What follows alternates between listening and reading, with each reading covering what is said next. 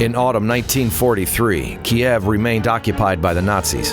However, the gun roar, which foretold the approaching liberation of the Ukrainian capital, could be heard to the east. Retreating, the Nazis fought back fiercely. In the meantime, the Liberators were facing another tough trial, the crossing of the wide and mighty Dnieper. To help the troops which were to liberate Kiev, the military leaders prepared an airborne operation, and the paratroopers trained successfully, without knowing anything about where they would be sent. Petri Nezhevenko, Isai Stratievsky, Grigory Chukrai, and others in the airborne forces of the Liberators series.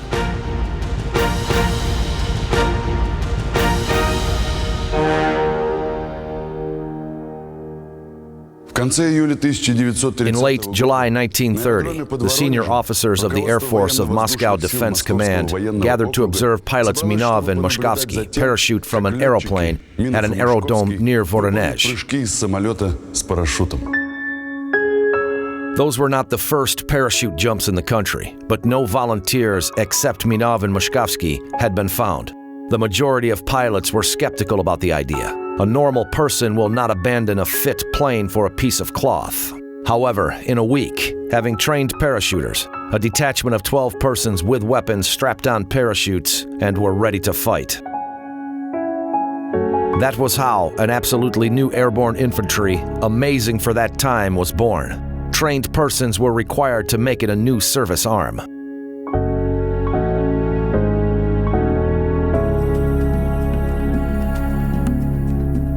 Hardly had 6 months passed when the young communist leader Komsomol took the air fleet of our country under patronage. Parachuting became a mass sport, a favorite pastime of the young. 20-meter towers popped up in urban parks. A parachute with a counterbalance ensuring a smooth landing, even from that insignificant height, was attached to them. Anyone could jump with such a parachute. An adult ticket cost 10 to 15 kopecks. School children jumped free of charge.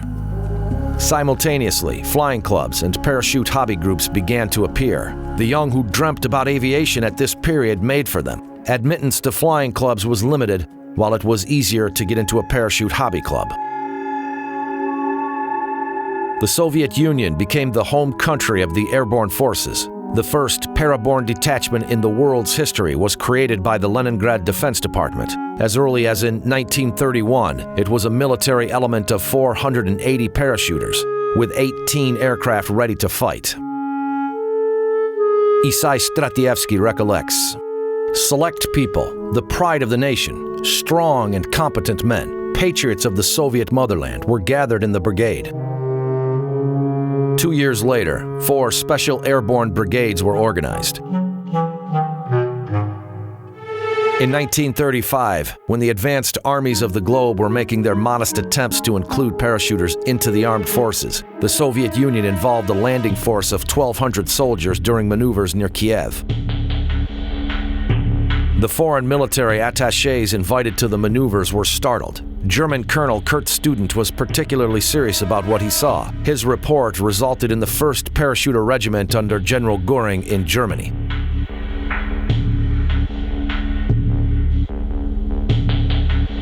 In the USSR, the airborne forces developed, gained momentum, and grew in numbers. Prior to the war, the country had 5 airborne corps, 50,000 troopers strong. By the beginning of the war, 5 more corps were swung in the rear. However, the defeats of the first months of the war and loss of a great number of aircraft made the military leaders use the troopers as regular infantry and not in the enemy's rear. The 2 times hero of the Soviet Union, Lieutenant General Alexander Rodimtsev, the commanding officer of an airborne brigade in 1941, recollected the words of Chief of Staff of the Southwestern Front, General Perkayev. "In the situation like the one we're facing now, Comrade Rodimtsev, it is quite easy to get into the enemy's rear without any jumps. Some of our units and even the whole forces have already been enveloped, and you're going to jump." In late July 1941, when the German troops battled through to Kiev and occupied the aerodrome at the settlement of Giuliani, Commander-in-Chief of the Southwestern Front, General Kirponos committed the 3rd Airborne Corps to action. The 6th Airborne Brigade under the command of Colonel Viktor Zholudev entered the battle first. On August 6th, the brigade attacked the Nazis' positions. As a result of a desperate attack which turned into a hand-to-hand combat, the aerodrome and the settlement were liberated. The following day, Colonel Ivan Zatovatkin's 212th Airborne Brigade and Colonel Alexander Ratimtsev's 5th Brigade entered the battle near Kiev. On August 8th, the Nazis attempted to assault the aerodrome. The troopers defeated at least 10 attacks of the enemy, going hand-to-hand on numerous occasions. On August 9th, the battle became even fiercer. In the morning, the positions of the Soviet troopers were hit by intense artillery fire and bombings from the air.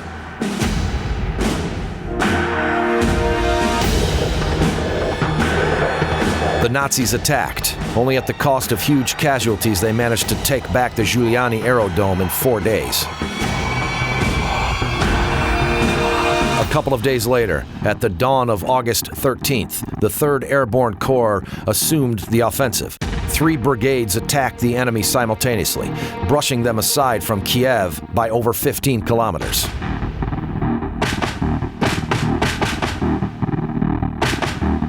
Without the support of heavy firepower equipment, the whole service arm was under the threat of loss. Having understood that, the Soviet military leaders removed all the airborne units from the fronts to the reserve of the general headquarters by August 1941.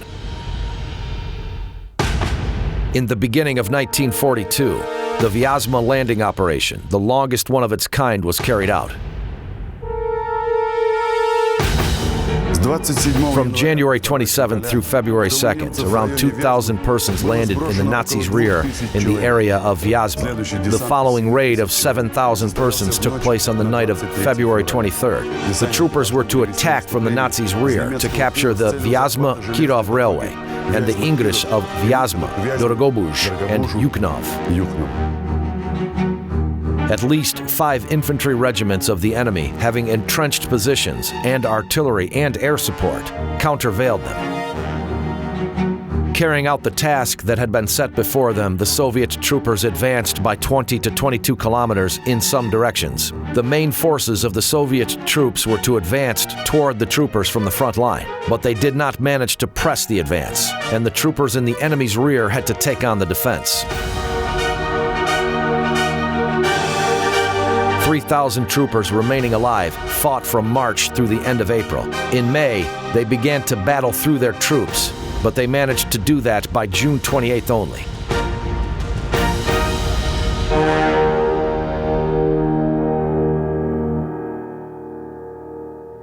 The Vyazma operation did not succeed. However, it ensured successful actions of the troops, delivering a major thrust on the Nazis near Moscow.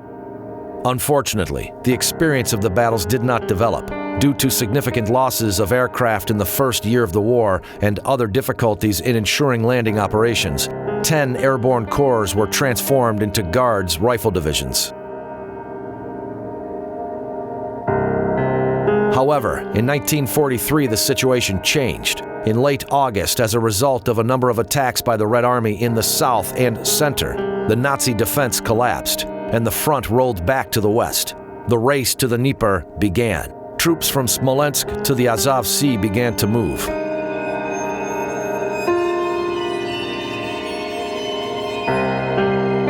The Red Army advanced with incredible tempo by the infantry standards. Thus, the troops of the steppe front covered 9 kilometers a day on average. The military leaders began to think about the upcoming crossing of the Dnieper, one of the largest rivers in the European part of the USSR, which widths in some areas reached 4 kilometers. There, the troopers were to play their role. New airborne brigades, which were to help the troops in the river crossing, were formed.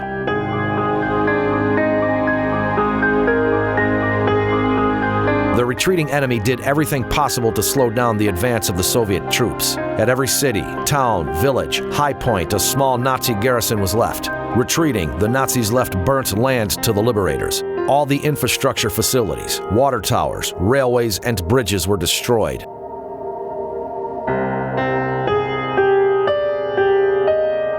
The population was taken away to strip the Soviet troops of staples and replenishments for the army. Homes were burnt down.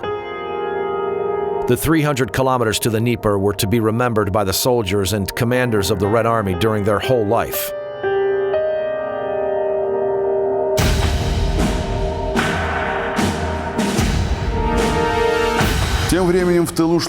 Meanwhile, airborne brigades were formed in the rear. The training of a trooper began with parachuting.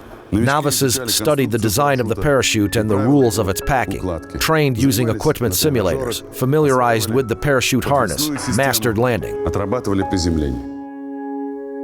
In a week or two, practice jumps from a 40-meter tower or an aerostatic balloon, which the troopers call the sausage for its distinctive form. The aerostatic balloon would be raised to the height of 800 to 1,200 meters, and sometimes even lower for more troopers to jump. There were those who were afraid to jump from the aerostatic balloon. In such cases, the instructors pushed out the hesitant as a rule. Matvey Lichterman recollects, "The instructor would shout, 'Just don't jump, and I'll send you a penal unit.' And he would kick the soldier out from the door of the car with an abrupt movement. We jumped and landed, and immediately afterwards, we see the guy, safe and happy, approaching us and saying, 'That was great.'"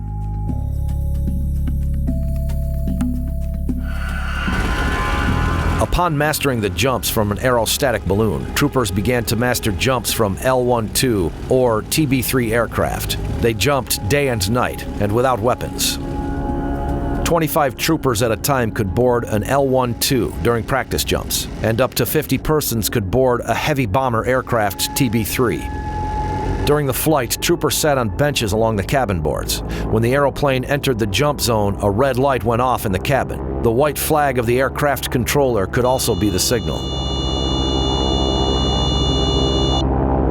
Following the signal, troopers lined up along both sides of the cabin and fastened the spring hooks of their lanyards to a metal beam or a cable along the body of the aircraft under the ceiling. Then the door or bomb doors opened, and troopers jumped out one by one. Having jumped, they had to tuck in order not to spin. In a couple of minutes, a jerk followed. The lanyard fastened to the cable in the aircraft cabin pulled the parachute. A flap followed, and the parachute opened. Prior to landing, troopers had to turn their backs to the wind to land on their feet. In that case, the risk of a trauma was minimal. That was a successful jump. But sometimes it was different. The shroud lines could tangle, and sometimes it would not open at all. In that case, there was always a reserve parachute for practice jumps. But if the main parachute did not open completely for some reason, for example, because of tangled shroud lines, there was a risk that the reserve parachute would tangle with it and the parachuter would die. It was luck if the height permitted and there was time to cut the shroud line of the main parachute. To that end, troopers always had switchblades on their waist belts during jumps. While it was a weapon in the first place, it had neither a curve nor special notches on the blade, but it could be used to cut shroud lines. However, not everybody could save his life in an emergency situation. Fear underdeveloped skills or negligence while packing the parachute. Petri Nezhavenko recollects, "The parachute likes when you like it. You should pack it as required, then it is flawless." If a trooper has sufficient skills and does not panic, then in the majority of cases, he remained unhurt in dangerous situations.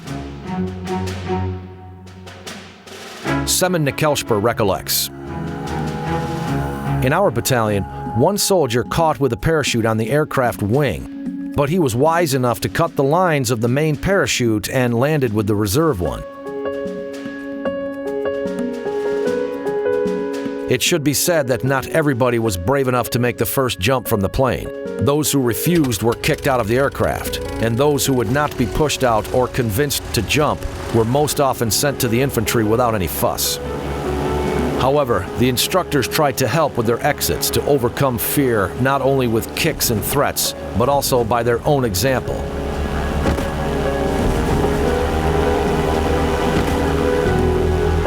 Matvey Lichterman recollects. The instructors were extremely professional. To make us forget our fear, they constantly demonstrated some complicated, almost acrobatic jumps. Eventually, women doctors from the Brigade Medical Battalion would board the plane beside the would-be troopers and jump with bouquets of flowers in their hands, giving us a lead. You know the men's psychology. How come a woman jumps? What about me? Am I not fit?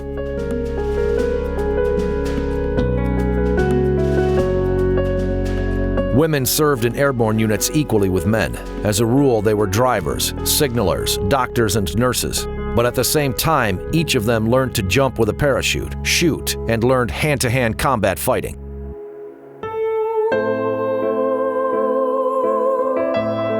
Isai Stratievsky recollects.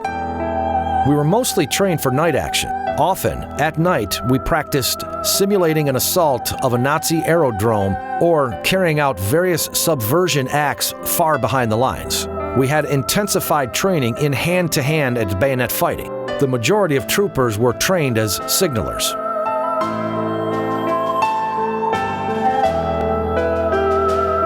Blue field caps were not the only symbol of a service arm. The moral and psychological aim of troopers was just one: to complete the mission even at the cost of their own lives. Semen Nikelshper recollects. We were trained psychologically very well. Basically, any landing in the Nazi rear was inevitably associated with a heroic death in our perception, and we were proud and flaunted our readiness to sacrifice life for our country.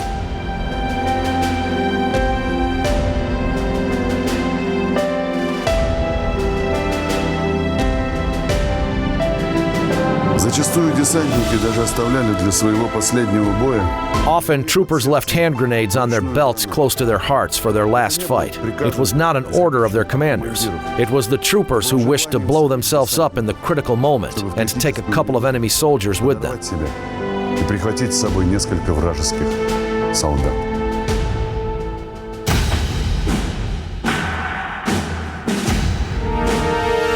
Основным штатным оружием рядового A десантника carbine was the main standard weapon of the regular trooper. Officers were often armed with a PPS machine gun designed by Sudayev, especially for use by troopers, scouts, and when compact weapons were required. However, the PPS H-41 machine gun, which became one of the symbols of the Red Army, was considered to be more efficient for use in the enemy rear during a close-in fight. Красной армии. The Spagen machine gun pistol, PPS H-41, was a simple and reliable gun. Its production became possible without using highly qualified labor force and expensive equipment, which was most important in the initial period of the war. The PPS-H fired with handgun cartridges of 7.62 millimeter caliber. When firing, there was actually no recoil, and it was precise at the distances of 150 to 200 meters. Insignificant sight distance was compensated with the high rate of fire and a large cartridge drum, owing to which the PPS-H-41 was a perfect weapon for close-in fight. The Soviet soldiers felt the advantage of their weapons over the enemy's. Valentin Svetkov recollects. I used to fire a German machine gun, but it cannot be compared to our PPS-H. The PPS-H had 71 cartridges in the round drum, and the German one had 32. It is almost 1.5 times as few. The disc drum of the gun was difficult to produce, and filling it with cartridges took too much time. Due to this reason, during the second year of the war, the PPS-H's were supplied with 35 cartridge sector drums. The only obvious drawback of the PPS-H was its weight, which was too heavy for the weapons of this kind, over 5 kilos, with the disc drum. However, it was only critical for the scouts, who needed the lightest weapons to move quickly and without any noise. As a result, our scouts often used the German machine gun. действительности оба автомата In reality, both guns, although their correct names are PPSH and MR machine guns, had the advantages of their own. They were designed on the basis of differing requirements to use in fight. It was the PPSH which turned out to be more appropriate for the Russian front in general.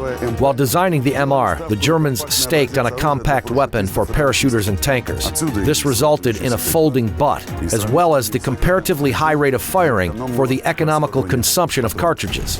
The PPSH had a drum of a larger capacity, a better butt, and a closer grouping of shots owing to an efficient canceller. The PPSH-41 rate of fire was twice as high as that of the MR-38. On the one hand, this resulted in less efficient consumption of ammunition. PPSH was even called a cartridge eater. But on the other hand, ensured a high density of fire, which was advantageous in close-in fighting. The German gun, due to its low rate of fire while firing in bursts, produced the relevant rattle so that it was called the belching rattle. At the same time, the low rate of fire appeared to be critical in the conditions of the Eastern Front. If dirt got inside the MR-40, the automatic devices refused to work. Moreover, the gun parts, matched with German precision, made it not really usable in the severe Russian frosts.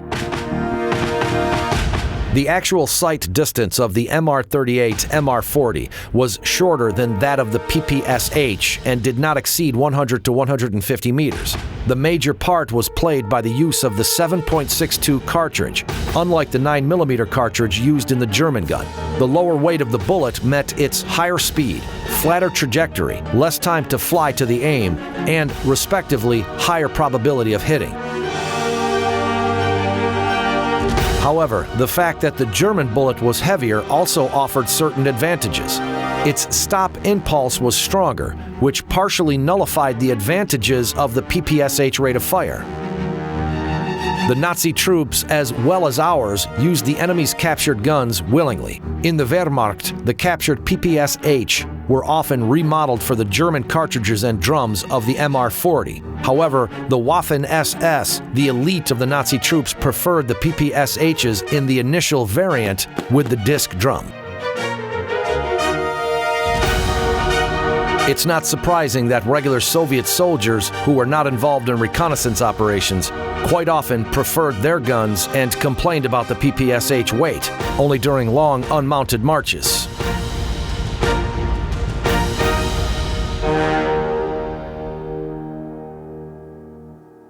By the end of September 1943, the Soviet troops reached the Dnieper in a broad front. The commanders decided to cross the river right away. There was a catastrophic lack of standard vessels, launches, barges, and boats to carry the troops. Soldiers made rafts and sometimes simply wrapped up sheaves of straw in all-weather raincoats and sewed with threads. Thus, a big pillow was made which kept afloat and did not let soldiers drown. There was a lack of boat bridges as well, so rafts were made to carry artillery and tanks across the river. On the night of September 22nd, the Soviet units began to cross the Dnieper. As soon as the majority of the vessels reached the center of the river, the Nazis delivered fire from the opposite bank. The water temperature in the Dnieper was around 15 degrees. Waves from shell bursts, like in a storm, overturned rafts and threw soldiers side to side, on their rucksacks stuffed with straw. Some died as a result of a direct hit. The screams of the wounded, the drowning, and the roar of the scarred horses who had fallen into the water could be heard everywhere. However, by morning, the Soviet troops captured beachheads on the right bank of the river. The beachhead captured near the town of Velikia Brukhin, to the south from Kiev, appeared to be most efficient for the Voronezh front. The direct way to the capital of the Ukraine opened from it. The beachhead was captured by the 4 detachments of the 3rd Guards Tank Army and the 40th Army, but the arrival of the main forces of the armies delayed. To keep and deepen the beachhead on the Dnieper bank, the military leaders decided to have troopers land in the enemy's rear. To that end, the 1st, 3rd, and 5th Guards Airborne Brigades, 10,000 persons strong, were provided in early September 1943. In the daytime of September 24th, The signal of air raid warning went off suddenly at the aerodrome of the town of Liberators in Sumy region, where the Soviet troopers were stationed. Up in the air appeared the enemy bomber. It did not bomb, but dropped leaflets. "We're waiting for you. Come to us. We promise you a warm reception." Grigory Chukrai recollects, "Those leaflets would not confuse us. If they could really arrange a warm reception for us, we thought they would not have to warn us." In spite of its top secrecy, the Nazi scouts managed to find out about the operation being prepared. However, they did not know anything about either the place of the landing or the number of troopers. Near Sumy and Kharkiv, at the aerodromes of Lebedin, Shmorodin, and Bogodukiv, last-minute preparations for boarding planes were carried out. Petr Nevzhenko recollects, "At the aerodrome there were lots of weapons, ammunition, staples. Take what comes next to hand. Hardly did anybody take staples. Grenades and ammunition were taken mostly. It was warm. Great coats were left behind. The battle will last for 4 days at most, they say. Why does one need to carry a greatcoat?" While getting ready for the jump, the paratrooper would put on the outfit and weapons. He would attach an ammunition pouch, belt reserve ammunition pouch, switchblade in the sheath, flask, staples bag, cartridge pouch to the waist belt. After that, a gas mask was put on with a strap to the right shoulder, a parachute, a rifle, or a machine gun.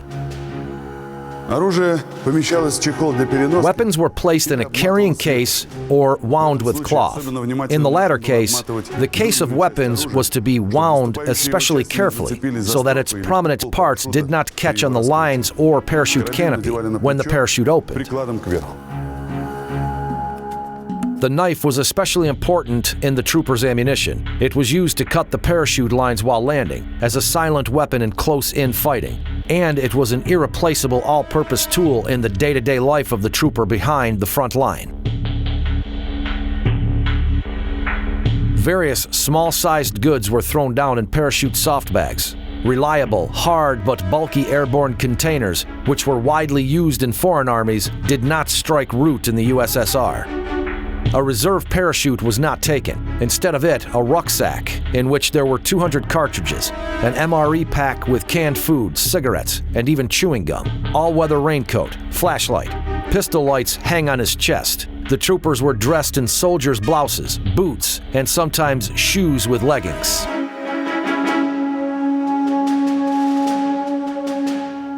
The commanders and battalions and companies found out about the objectives and missions of their units as late as an hour and a half prior to boarding the plane. The reason for that was ensuring the top secrecy of troopers landing. In order not to put the enemy on the alert, the reconnaissance flights of our planes completely stopped 2 days prior to the troopers landing. It was even decided to inform the van units of our army, which had beachheads on the right bank of the Dnieper, only upon the brigade's consolidation in the enemy's rear. Exactly in those days, the situation at the bend changed abruptly and became deadly dangerous for the troopers. Just 2 days prior to that, a field motorized and tank divisions had been concentrated in the area. Those divisions had sealed the beachhead. However, neither the air nor the agent reconnaissance found large reserves of the enemy in the landing area. The boarding was hectic, which caused a mess. In spite of the significant number of radio stations, they were distributed in such a manner that in some aircraft there were 5 to 6 of them, while none in others. Radio crews consisted of 2 persons, often appeared in different aircraft. Matvey Lichterman recollects, "My partner with an RBM radio set found himself in one plane, while I, with the batteries to the radio set, accumulator, and pad, were in another plane." At that moment, somebody remembered home, relatives, and close ones. Somebody dozed. Somebody else sat concentrating on the upcoming mission. Nobody tried to think about its immense danger. Transport planes were met with unexpectedly dense vertical fire. Planes shivered from close shell blasts. Carrying out the evasive maneuver, pilots threw their machines from side to side, ascending to leave the hitting area of at least the machine gun fire. The red lamp, an alert signal, went off. Troopers began to leave the plane. Grigory Chukrai recollects, Finding myself in the air, I did not understand a thing at first. There was fire beneath. Peasants' huts were set on fire. In the light of fires, the white canopies of parachutes were clearly seen against the dark sky. Tracer bullets were all around every one of us. A lot of our comrades died in the air.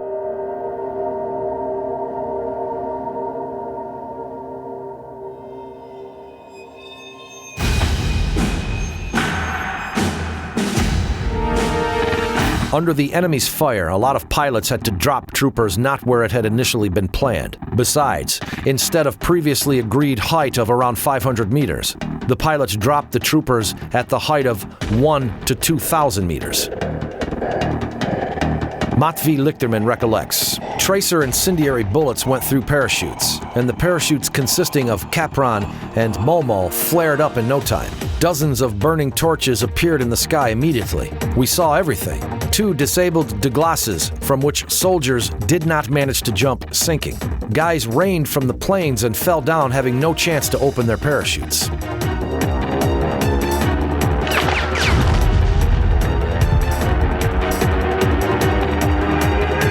It must be said that those who were lucky enough to reach the ground landed far from each other due to the significant dropping height. Petr Nezhavenko recollects, all the brigade had to land within the 7 to 10 kilometer radius, and the pilots dropped it in the radius of 100 kilometers, from Rzhishkiv to Cherkasy. Those who landed successfully tried to find their comrades as quickly as possible. The digit password of 25 was the signal. If one trooper shouts 15, the answer would be 10. The places of the troopers gathering were not agreed upon in advance. The commanders had to mark them immediately upon landing with pistol lights. The Nazis guessed that and probably had the relevant reconnaissance data. They deceived the troopers by launching pistol lights from all the sides.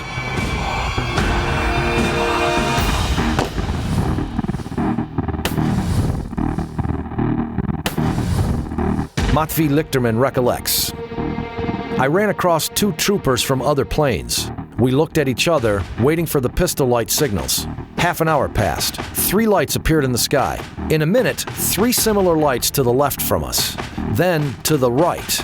In 5 minutes, lights of the same set of colors flew into the sky from all the sides, and it was important to understand who launched them and where the place of gathering was.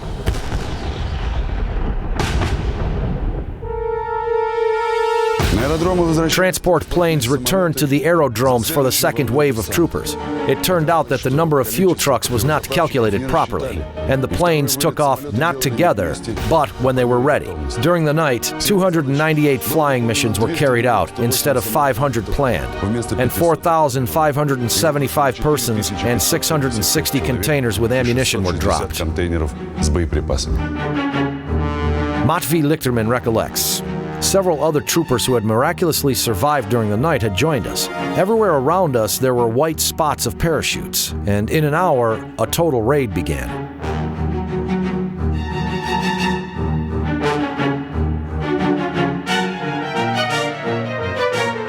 In the morning, the area was combed out by the Nazi units. Using trained dogs, they looked for the wounded and surviving troopers. The Nazis looked for Soviet troopers, even using aircraft. Petr Nezhavenko recollects, in the morning we saw a small aeroplane, a crutch, flying and looking for parachutes, small units, and aiming the mobile Nazi units to destroy. A bit later, a vehicle arrived with about 15 Nazis. They left it and began to walk in the brushes. They headed towards us, talking, thinking that there was nobody there. There were 6 of us. We hid, distributed aims, let them approach up to 20 meters. I commanded, fire. We shot each one of them with submachine guns. We picked up guns, documents, and ran away.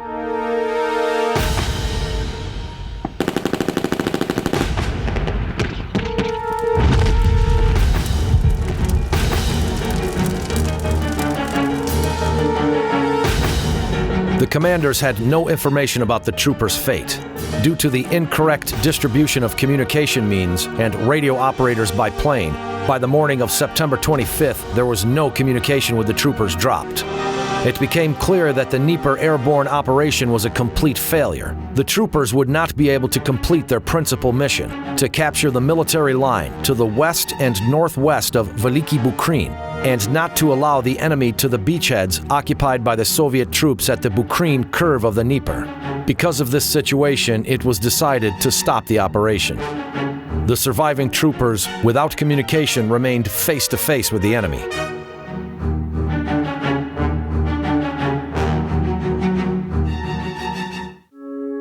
Matvey Lichterman recollects.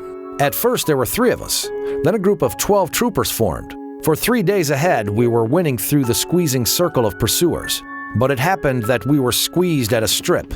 Only 4 escaped via ravines. We ran across the group of Major Zhernosikov, the battalion commander, around 70 persons. In a day the Nazis besieged us from all the sides. We won through once again, but the group had 14 persons.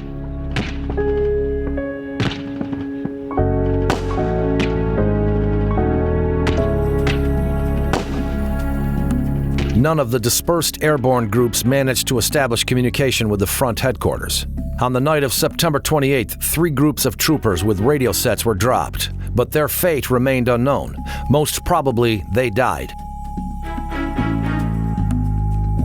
Those who managed to escape the chasers, gathered in large groups, began to cooperate with partisans. Grigory Chukrai recollects. We arrested a man in the policeman's uniform. He said that he was a partisan from Ilya Morozenko's group. A meeting with an unknown person in the enemy's territory is an event requiring extreme caution from the commander. I was lucky. If I had been mistaken, I would not be telling this now. I trusted Vasil. We found out from him that the villages nearest to us were Glinicha, Pishinicheniki, and Buchak. He told us as well that Lieutenant Zadelnik's group was in the forest not far from us. We merged with that group and began to act jointly.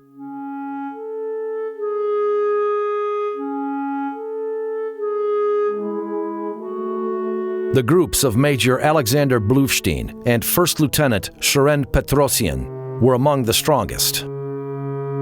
On October 5th, several large groups of troopers concentrated near Kanev. In total, there were about 1,200 persons. Lieutenant Colonel Sidorchuk, the commander of the 5th Guards Airborne Brigade, headed them and formed one brigade. The troopers launched active subversion operations. They raided the enemy's garrisons, vehicles, blew up bridges. The Nazis withdrew field units from the front and sent them to fight the troopers, but they did not manage to surround and destroy them.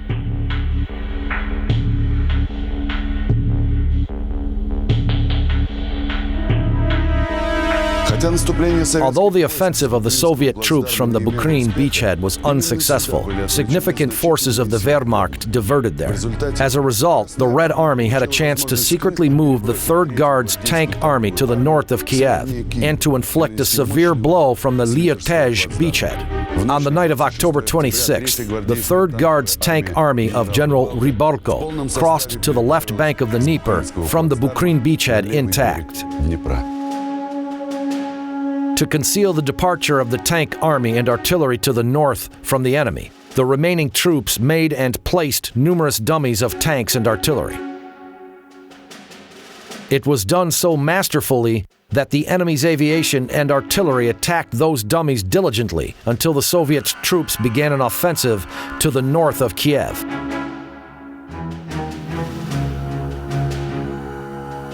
Having arrived at the left bank, the tankers marched secretly and quietly to the distance of around 200 kilometers. The tanks went at full drive with their lights off. In the night silence, the roar of the column engines was so deafening that it seemed that the enemy would inevitably learn about the maneuver. But that did not happen. Soon, the 3rd Guards tank army crossed the Desna and the Dnieper again to the beachhead near the town of Lyutezh, to the north of Kiev. The offensive from the Lyutezh beachhead began on November 3rd. Before dawn, General Rybalko's tanks attacked with their lights on and buzzers howling. With that strong psychological attack, the enemy retreated.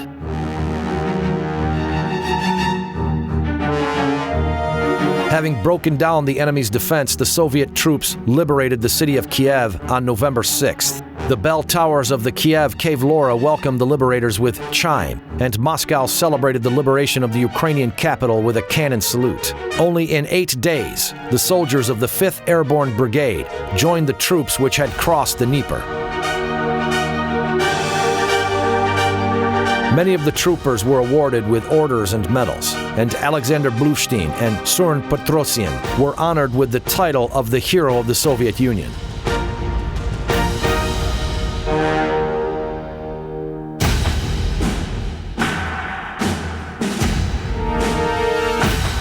Yuri Kordyakin recollects, "In general, I had bad luck with awards. In 1945, I saved my platoon commander who was drowning while crossing the river. An award used to be given for saving a commander, but I never received it. Of course, I have the Red Star Order, the Gallantry Medal, but awards are not many. To tell the truth, a soldier was not meant to receive many." The Red Star Order was instituted in 1930. The military men and law enforcement officers, as well as military units, military ships, enterprises, and organizations were awarded with it. It was awarded for great services in the defense of the USSR during the war and the peacetime, for ensuring state security. The first rank Army commander, later Marshal of the Soviet Union, Vasily Konstantinovich Blyuker, became the first holder of the Red Star Order. The decoration for the operation of repelling the Chinese aggression at the Chinese Eastern Railway, carried out successfully a year before, took place in May 1930. During the Great Patriotic War, over 2,860,000 persons were awarded the Red Star Order. 6 Red Star Orders decorated to the chest of Lieutenant Colonel Vasily Vasilievich Silentiev. Having distinguished himself during the Orlov operation, the lieutenant received his first order in August 1943. He saved a wounded tanker from a knocked-out T-34 and later brought a T-4 German tank to the disposition of the Soviet troops. Silentiev received the 4th star in May 1945. Upon the war, the authority of the order decreased a bit because it was awarded to the military for length of service. The cancellation of the resolution in 1958 raised the prestige of the award anew. The last decoration with the order took place on 19 December 1991.